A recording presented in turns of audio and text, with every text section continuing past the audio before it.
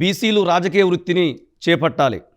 ఈ కార్యక్రమంలో భాగంగా మన కార్యక్రమానికి ముఖ్య అతిథులుగా సీనియర్ ఐఏఎస్ ఆఫీసర్, మాజీ హెచ్ఎండిఏ కమిషనర్ శ్రీ చిరంజీవులు గారు విచ్చేశారు. అదేవిధంగా మాజీ DGP, national coordinator, all India Bahujan Samaj party coordinator గారు డాక్టర్ జె పూర్ణచంద్రరావు గారు ఈ కార్యక్రమానికి ముఖ్య అతిథులుగా రావడం జరిగింది. మరి తెలంగాణ రాష్ట్రంలో ఈరోజు 42% రిజర్వేషన్ల అంశం చాలా హాట్ టాపిక్గా మారింది. అది అవుతుందో కాదో కొన్ని రోజుల్లో మనకు తెలుస్తుంది. కానీ బీసీలు అత్యధికంగా ఉన్నటువంటి బీసీలు రాజకీయ వృత్తిని చేపట్టాలనేదే కార్యక్రమం యొక్క ముఖ్య ఉద్దేశం. మరి కార్యక్రమానికి మొదటగా మన గౌరవనీయులు శ్రీ చిరంజీవులు సార్ గారిని అడుగుదాం. సార్ చెప్పండి సార్, నిజంగా బీసీలు వెనుకబాటుతనానికి కారణం ఏంటి? అత్యధికంగా ఉన్నటువంటి బీసీలు 2 రాష్ట్రాలు మరి అధికారానికి దూరంగా ఉండడానికి కారణాలు ఏంటి? మరి ఏ విధంగా బీసీలు చట్టసభల్లో అడుగుపెట్టి వాళ్ళ జనాభా ప్రాతిపదికన వాళ్ళకి అవకాశాలు లభిస్తాయి సార్? అందరికీ నమస్కారం.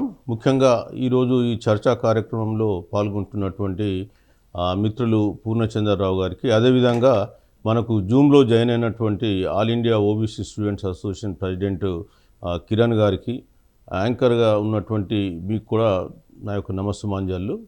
మంచి ఒక టాపిక్ను మీరు ఈరోజు సెలెక్ట్ చేసుకోవడం జరిగింది. సో బీసీలు రాజకీయ వృత్తిని చేపట్టాలని.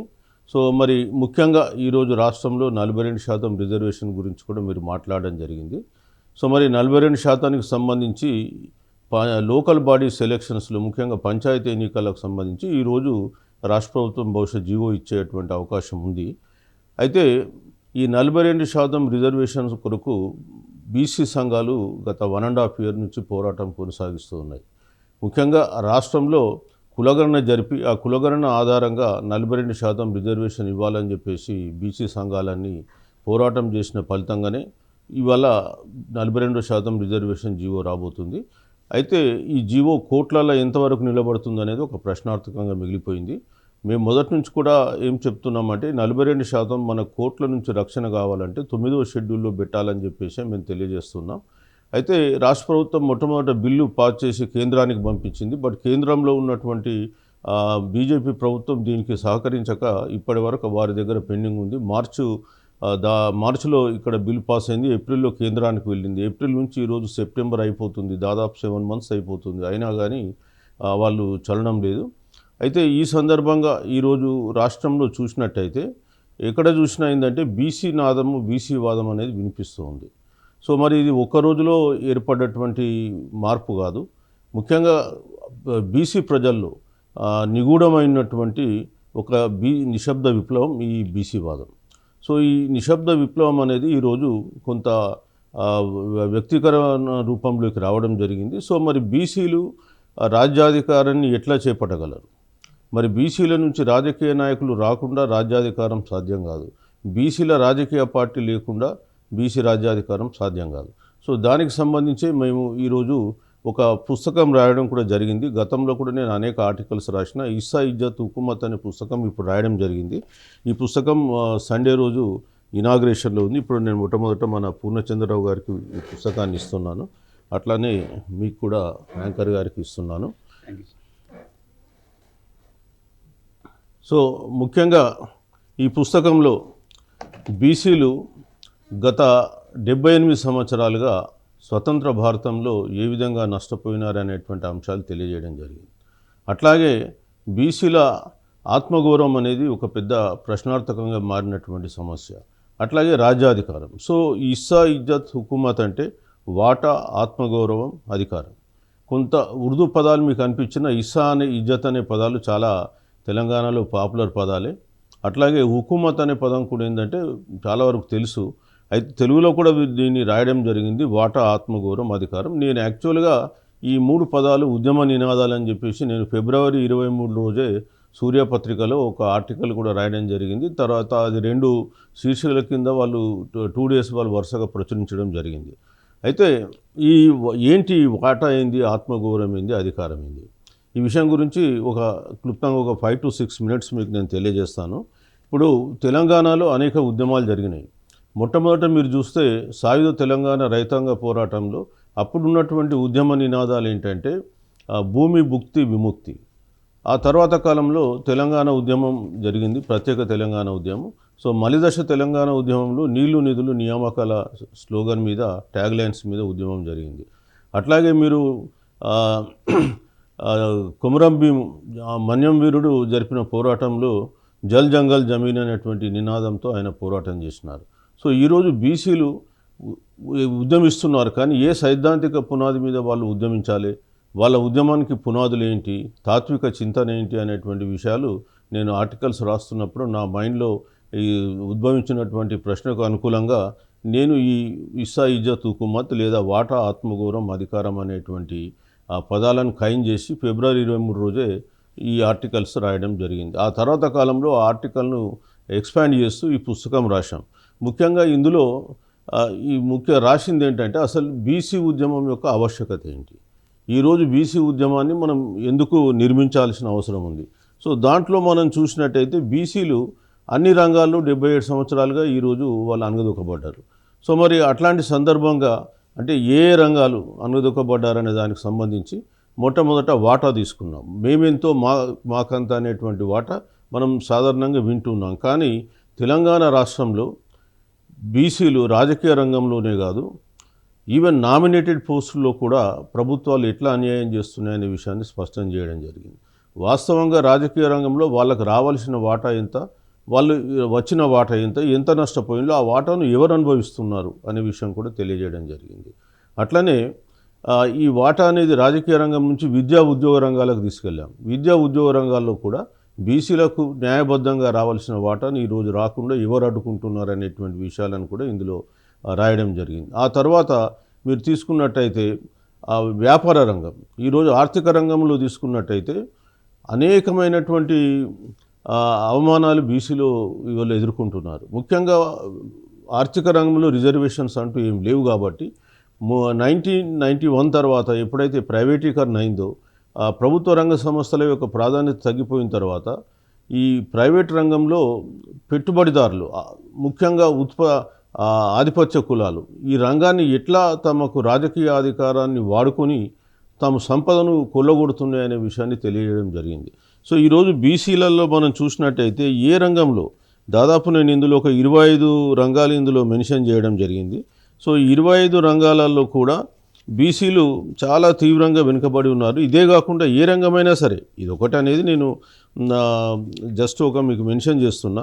ఇవాళ విద్యా వ్యవస్థలో తీసుకున్నా, వైద్య రంగంలో తీసుకున్నా, ఫార్మా రంగంలో తీసుకున్నా, రియల్ ఎస్టేట్ రంగంలో తీసుకున్నా, మీడియా రంగంలో తీసుకున్నా, భూమి కోసం అంటే భూ పంపిణీ దాంట్లో కూడా తీసుకున్నా, బడ్జెట్లో చూసుకున్నా, బ్యాంకింగ్ రంగంలో తీసుకున్నా, సంపదలో తీసుకున్నా, కాంట్రాక్ట్ రంగంలో తీసుకున్నా, సిమెంట్ పరిశ్రమలో తీసుకున్నా, ఎడిబుల్ ఆయిల్ రంగంలో తీసుకున్నా, రైస్ మిల్లింగ్ ఇండస్ట్రీలో కానీ, మద్యం వ్యాపారాల్లో కానీ, సూపర్ మార్కెట్లలో కానీ, బంగారం మార్కెట్లలో కానీ, గ్రానైట్ పరిశ్రమలో కానీ, పౌల్ట్రీ పరిశ్రమలో కానీ, వస్త్ర వ్యాపారాల్లో కానీ, ఐటీ పరిశ్రమలో కానీ ఏంటి బీసీల పరిస్థితి?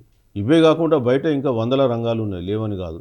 కానీ ఒక ఇంపార్టెంట్ రంగాలు తీసుకొని అందులో టాప్ 10 పొజిషన్స్లో ఎనాలిసిస్ చేసినప్పుడు ఎవరున్నారు, బీసీలు ఎంతమంది ఉన్నారనే విషయం తెలియజేయడం జరిగింది.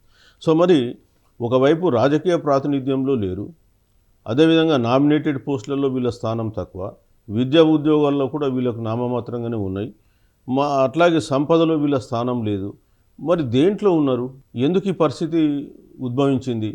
ఎందుకు బీసీలు ఇంకా మరి తమకు జరుగుతున్నటువంటి అన్యాయాలను అణచివేతను తెలుసుకొని ఎందుకు ఉద్యమిస్తలేరు అనే విషయంపైన ఇక్కడ తెలియజేయడం జరిగింది. ముఖ్యంగా ఇస్సా అనే దాంట్లో మనం ఈరోజు అనేక తెలంగాణలో ఉద్యమాలు జరిపాను. నేను ఇంతకుముందు చెప్పాను బీసీ ఉద్యమం ఎందుకు చేయాలనే దాంట్లో కూడా ఇందులో మనం మొట్టమొదట రాసినటువంటిది ఏంటంటే ఈ బీసీ ఉద్యమ ఆవశ్యకతలో మొట్టమొదట మన జనగణన చేసుకోవడానికి మనం బీసీ ఉద్యమాన్ని గట్టిగా వాడుకోవాలి. మనం చేసినాం కాబట్టి ఈరోజు రాష్ట్ర ప్రభుత్వం దిగొచ్చింది, అట్లాగే కేంద్ర ప్రభుత్వం కూడా కులగణన చేస్తామని అంటున్నారు. అట్లాగే 50% సీలింగ్ బద్దలు కొట్టాలంటే కూడా మనకు బీసీ ఉద్యమం అవసరం ఉంటుంది. అలాగే సామాజిక తెలంగాణ మనం స్థాపించుకోవాలి. ఇప్పుడు వచ్చిన తెలంగాణ కేవలం భౌగోళిక తెలంగాణ విషయాన్ని కూడా తెలియజేస్తూ ఇందులో మనం బీసీ ఉద్యమ ఆవశ్యకత గురించి రాసినాం. అదే నెక్స్ట్ రంగంలో మనం వాటా తర్వాత చూస్తే ఆత్మగౌరవం. అంటే బీసీలను కొంత శతాబ్దాలుగా ఆ, మతం పేరు మీద ఉన్న కొన్ని ధర్మ గ్రంథాలలో బీసీలు అనేవాళ్ళు శూద్రులు అనేవాళ్ళు కేవలం సేవకులుగా పేర్కొంటూ వాళ్ళని ఎట్లా అణచివేసిండ్రు. అదేవిధంగా అనేక సిద్ధాంతాలు, కర్మ సిద్ధాంతాలు కావచ్చు, ఇతర సిద్ధాంతాలు బీసీలను ఎట్లా అణగదొక్కినాయి. మరి వేరే రాష్ట్రాలలో ఇప్పుడు చూస్తే తమిళనాడులో పెరియార్ గారు స్టార్ట్ చేసిన ఆత్మగౌరవం ఈ సంవత్సరానికి 100 సంవత్సరాలు పూర్తయింది. సో మరి 100 ఇయర్స్లో తమిళనాడు సాధించిన ప్రగతి, బీసీలు సాధించిన ప్రగతి, తర్వాత ఈ ఆత్మగౌరవం అంశం సంబంధించి బీహార్లో సోషలిస్ట్ నాయకులు రామ్మోహన్ లోహియా కానీ, జయప్రకాష్ నారాయణ కానీ ఎట్లా వాళ్ళు ప్రజల్ని చైతన్యవంతపరిచిండ్రు. సో మరి వాళ్ళ కొనసాగింపుగా మనం ఏం చేయాలి, ఆ ఉద్యమాల కొనసాగింపు అనేటువంటి అంశం కింద ఇక్కడ మనం ఆత్మగౌరవం అనే అంశంలో చెప్పడం జరిగింది. అట్లాగే మనం హుకూమత్ అనేటువంటి దాంట్లో రాజ్యాధికారం అనే దాంట్లో ముఖ్యంగా రాజ్యాధికారం లేకుండా మన వాటా అని మనకు దక్కదు.